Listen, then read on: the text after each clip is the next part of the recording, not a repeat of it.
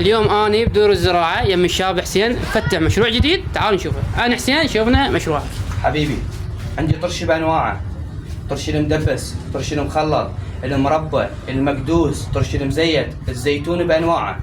عندي بلشن اسعاري، طرشي المشكل، كل شيء مشكل من الزيتونه الخياره، مشكل كامل ب2.5.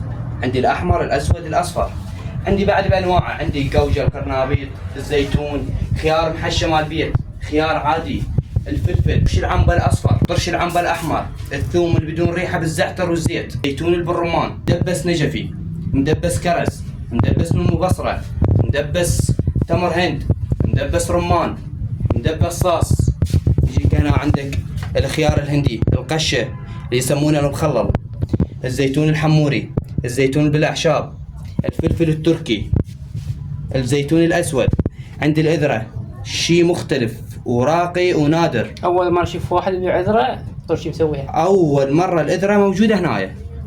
عندك زيتون بالليمون، الصاص، حب الرمان، مربى فراوله، تمر الهند، كاتشب، فلفل التفاح، نمو بصره، الورق عنب مال دولمه، مشكل، المشمش، باذنجان، عرموط، تفاح ابيض، البرتقال، التين الشوكي. عندك مربى تركي، عندك المكدوس العراقي، عندك المكدوس السوري، زيت بانواعه، الزيتون المزيت والزيتون المشرح مال البيتزا. حجي كونك احد معامل طرشي ومخلات، طيب احكي لنا عن التجربه مالتك. والله اول ما فتح اني مرتادين عليه يعني على المحل. بالنسبه للنظافه درجه اولى، الاسعار درجه اولى، الطعام ولا اروع. يعني هاي احكيها مو كذا وانما احكي الصدق.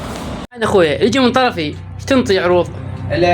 اجمل التخفيضات، كل الطرشي، كل انواع الطرشي، كل انواع الطرشي له تخفيضات.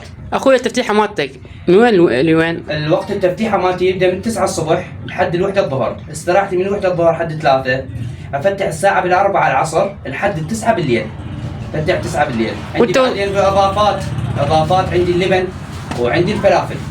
زين والتوصيل مالتك لوين؟ عندي توصيل داخل 4 قطاعات دور الزراعه، الاولى والثانيه والثالثه والرابعه. وهذا رقم التوصيل، مكان تقاطع القدس، المدخل الاول مجاور للملعب.